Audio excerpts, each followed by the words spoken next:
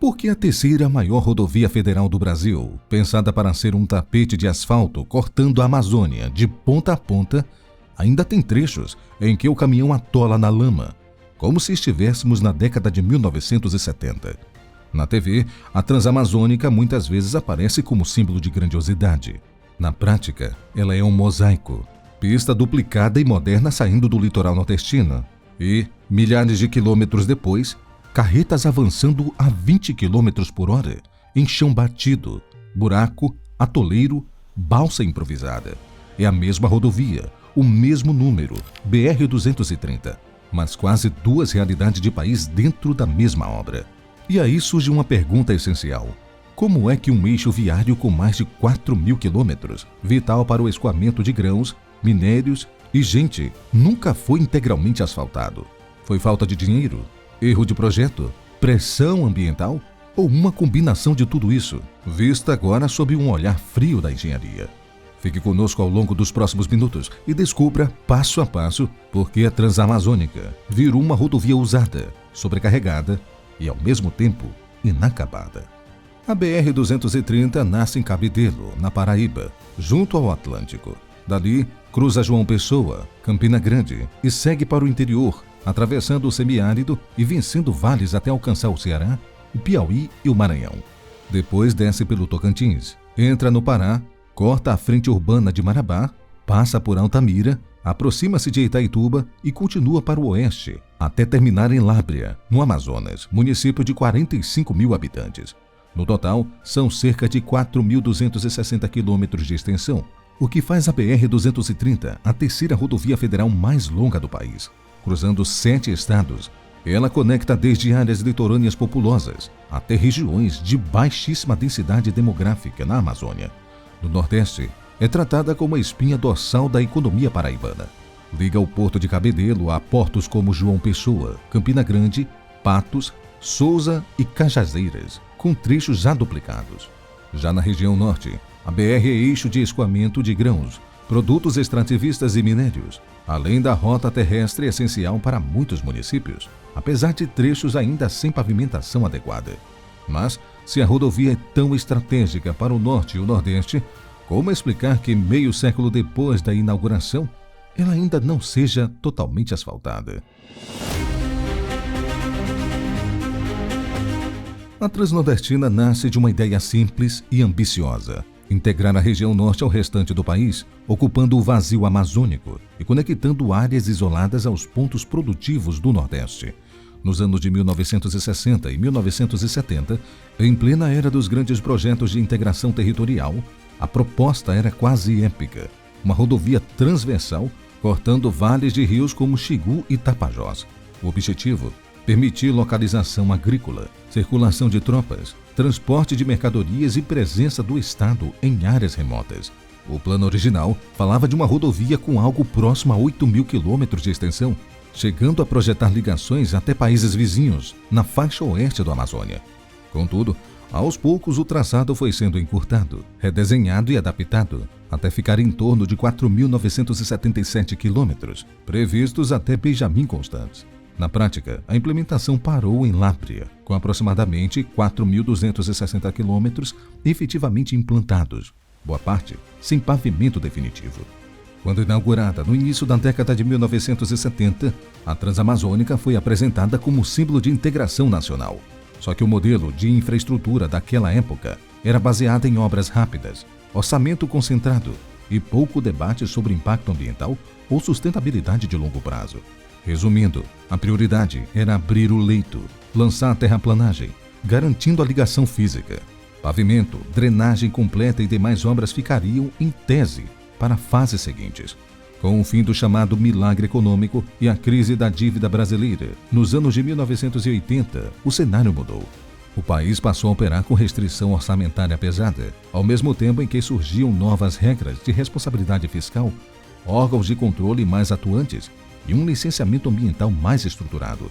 A prioridade virou manter trafegável uma estrada que já existia, em uma região de baixa densidade populacional e alta complexidade ambiental. Mas isso não responde tudo. Entre o sonho da rodovia asfaltada e a realidade do barro, existe uma engenharia de pavimentos, uma matemática de tráfego e uma geografia de floresta. Aliás, é isso que vamos entender melhor agora. Para entender por que a Transamazônica ainda é um mosaico de asfalto, terra, lama e poeira, é preciso responder a 4 perguntas técnicas. Cada uma mostra um pedaço desse quebra-cabeça. A primeira é: por que o projeto original era maior que o bolso do país? Quando a rodovia foi lançada, o Brasil vivia uma fase de expansão acelerada de obras públicas. Originava-se um traçado enorme, pavimento robusto e milhares de quilômetros de asfalto em plena floresta, sustentados por um fluxo contínuo de recursos. Com as crises econômicas, esse dinheiro encolheu. Logo, a prioridade deixou de ser concluir o pacote completo e virou segurar o que já existe, manter trafegabilidade mínima, recuperar pontes críticas, refazer bueiros rompidos, recompor trechos levados pela chuva. Em extensão, o sonho nasceu superdimensionado frente à capacidade real de investimento de longo prazo. A segunda pergunta, essa mais técnica, é: por que é muito mais caro manter asfalto vivo em floresta úmida de baixa densidade populacional? Do ponto de vista da engenharia de pavimentos, a Transamazônica cruza solos argilosos, de alta plasticidade, com lençol freático raso e um regime de chuvas agressivo. Para manter o asfalto vivo, não basta jogar uma capa preta. É preciso drenagem profunda, subbase espessa, proteção de taludes, travessias hidráulicas dimensionadas para cheias extremas e manutenção frequente. Em corredores de exportação com tráfego intenso, esse custo se paga pelo volume de carga, mas em longos trechos com poucos veículos, o custo por usuário dispara.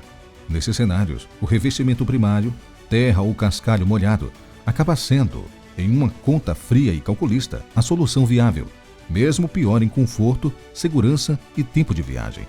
A terceira questão que surge pela falta de pavimentação da BR-230 é: por que a pressão ambiental e os conflitos fundiários travam trecho por trecho, ao contrário dos anos 70?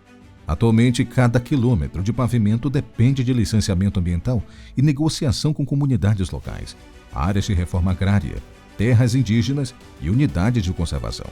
E o resultado é uma rodovia que avança em blocos, um lote licenciado, outro judicializado, outro parado por estudos complementares. Isso também vale para trechos urbanos mais consolidados. A duplicação na Paraíba, por exemplo, já passou por ajustes de projeto para atender exigências ambientais e orçamentárias. Por fim, a quarta pergunta-chave sobre a BR-230 é também a mais complexa. Por que a rodovia foi usada e expandida mesmo sem estar pronta? E hoje o governo corre atrás com obras pontuais, licitações, aditivos e decisões de órgãos, como o Tribunal de Contas da União, o TCU. Na prática, a Transamazônica foi ocupada em operação, cidades cresceram na beira de um eixo incompleto, colônias agrícolas se instalaram, caminhões passaram a rodar com mais carga e a geometria da pista se deformou sob um uso para o qual muitos segmentos não estavam preparados. Em vez de um grande projeto contínuo de conclusão, o que se viu foi um patchwork de intervenções, um lote novo de pavimentação, outro apenas recuperado. Em outro ponto, o foco total em pontes e drenagem. Paralelamente, órgãos de controle analisam contratos, aditivos e projetos, tornando o processo mais robusto, porém mais lento e fatiado. É nesse cenário que entram as obras atuais.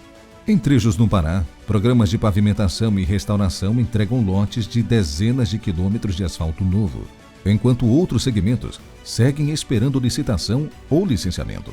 No Amazonas e na Paraíba, o Departamento Nacional de Infraestrutura de Transportes, DENIT, atua em pontes, viadutos e pontilhões pelo Proaste, reforçando juntas, drenagem e elementos estruturais em dezenas de obras especiais ao longo da BR-230.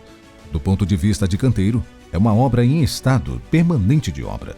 Equipes abrindo drenagem profunda em áreas encharcadas, contenção de taludes com enrocamento e gabiões, reforço de bueiros e galerias, onde as condições técnicas, ambientais e financeiras permitem a aplicação da capa asfáltica definitiva.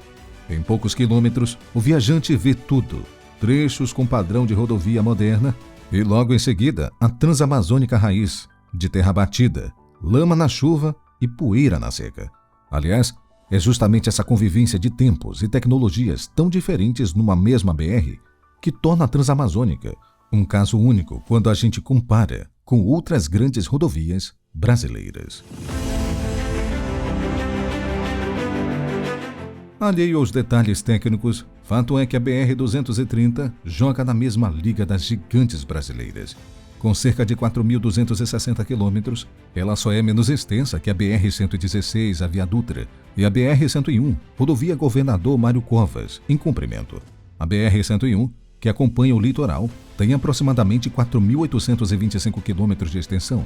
Já a BR-116, eixo longitudinal que liga Fortaleza, Ceará, Jaguarão, Rio Grande do Sul, aparece com algo em torno de 4.610 quilômetros de extensão total, sendo considerada a maior rodovia pavimentada do país.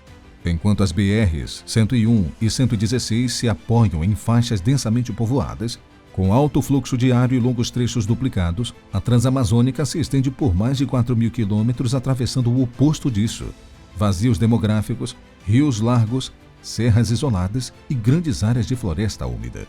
Ou seja, se colocarmos esses três no mesmo quadro, BR-101 e BR-116 aparecem como espinhas dorsais de um país urbano e industrializado. Já a BR-230 surge quase como um traço aventureiro rumo ao interior da Amazônia. Aliás, a comparação com outra BR, a 163, ajuda a enxergar a diferença. A Cuiabá-Santarém também corta a floresta, mas se consolidou como corredor de exportação de grãos, com pavimento contínuo e infraestrutura pensada para escoar safra. Quando olhamos para o futuro da BR-230, a discussão deixa de ser asfaltar tudo a qualquer custo e passa a definir onde faz sentido investir primeiro. Estudos do setor produtivo mostram que a infraestrutura da região norte é avaliada negativamente e apontam a BR-230 no Pará, junto com a ponte sobre o rio Xingu, como eixo prioritário para escoar produção e integrar Norte e Nordeste. Na prática, isso vira projetos concretos: lotes de pavimentação e recuperação no Pará, manutenção e reforço de pontes, viadutos e pontilhões da BR-230. Além, claro, de debates para conectar a rodovia a corredores, combinando estrada, hidrovias e, no futuro, ferrovias. Cada quilômetro que deixa de ser atoleiro e ganha plataforma estabilizada, drenagem eficiente e pavimentação funcional reduz tempo de viagem, derruba o custo de frete e aumenta a previsibilidade de quem depende da rodovia para transportar cargas agrícolas e minerais. Em vez de perseguir o desenho idealizado dos anos 70, a tendência é transformar a Transamazônica na infraestrutura viável, dentro dos limites técnicos, ambientais e financeiros. No final das contas, a Transamazônica não ficou sem asfalto por um único erro, mas pela soma de 4 fatores: projeto maior que o bolso do país, geotecnia difícil de floresta úmida, ambiente regulatório e socioambiental mais rigoroso e ocupação que avançou antes da engenharia. A lição, agora, é alinhar traçado, pavimento e manutenção ao tráfego real, ao orçamento e à sensibilidade da Amazônia, ajustando o sonho aos limites do método. Obrigado por ter assistido este vídeo até aqui. O que você acha dessa preocupação que nós brasileiros, claro, vamos ter a respeito da falta de pavimentação total da BR-230? Estamos falando da terceira maior rodovia do país. Seria necessário que tivesse um pavimento completo, não é mesmo? Deixe sua opinião aqui nos comentários. Ficarei feliz de ler todos eles. Eu vou ficando por aqui. Um forte abraço e até o próximo vídeo.